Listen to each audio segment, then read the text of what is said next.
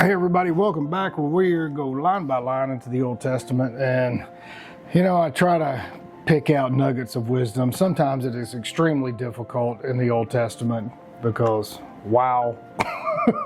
It's just wow. It's kind of crazy unless you're really a big fan of sex slaves, deceit, mass murder, all those sort of things. But we are in Genesis chapter 35, verse 11. This is where God tells Jacob that he is no longer Jacob, he's Israel, right? And that's what they were just discussing. And he tells Jacob, he keeps calling him Jacob after God just says you're now Israel and to be called Israel. So which is it? You still call him both? Apparently so, because it continues to refer to now Israel as the old Jacob. But he tells Jacob to go multiply. Obviously that means to go procreate, fornicate, have sex.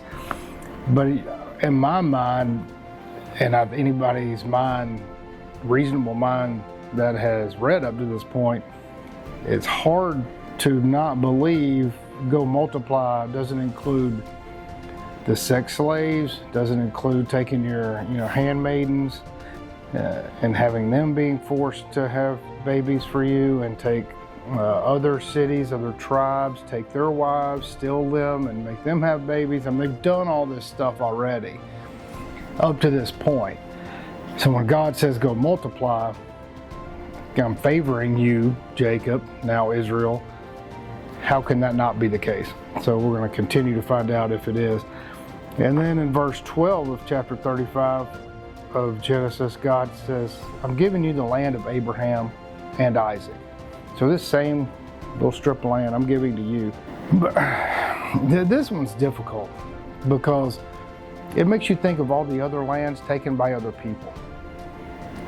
Like in the instance of the United States, well, this place was the land of Native Americans, of different types of Native Americans that practiced different ways of living, but they all had their God, their own spirit nature, and this was their land. So we removed them off, but their spirits told them that was always going to be their land.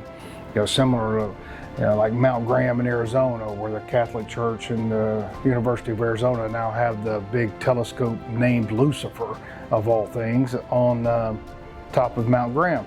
That was a sacred place to Native Americans. And their spirit, their God, said that was their special place and that was always going to be theirs. Now it's not. So it's kind of the same principle of Israel, Jacob being there in this land of his fathers and grandfather. Like, is that always going to be the case now? So you can do whatever.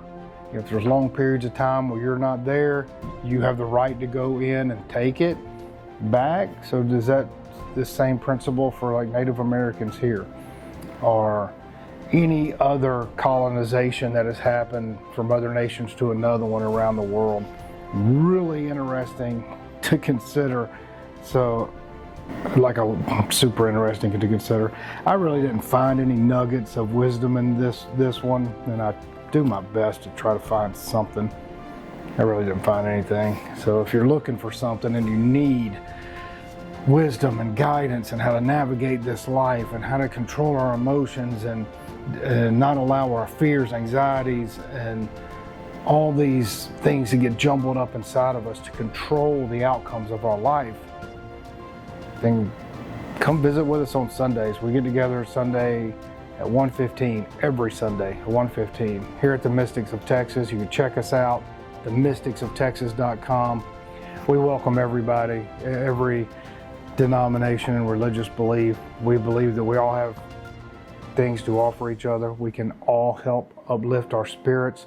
We can all meditate together. We can all connect to the infinite energies that most people refer to as God.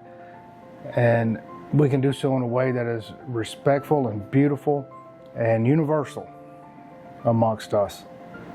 That I believe humans, our fellow man and woman, can get together to uplift each other instead of creating all these divides and these separations that keep us in a false paradigm where we are here to live together in peace and harmony and respect the land, be good stewards of the land, be good stewards of our body and our mind and our spirit. If that appeals to you, come out. You can find out where we are right on the Texas border. I mean, we're super close to Shreveport, like 20 or 30 minutes, depending what part, and just 20 minutes from Marshall. Come see us. We'll see you next time.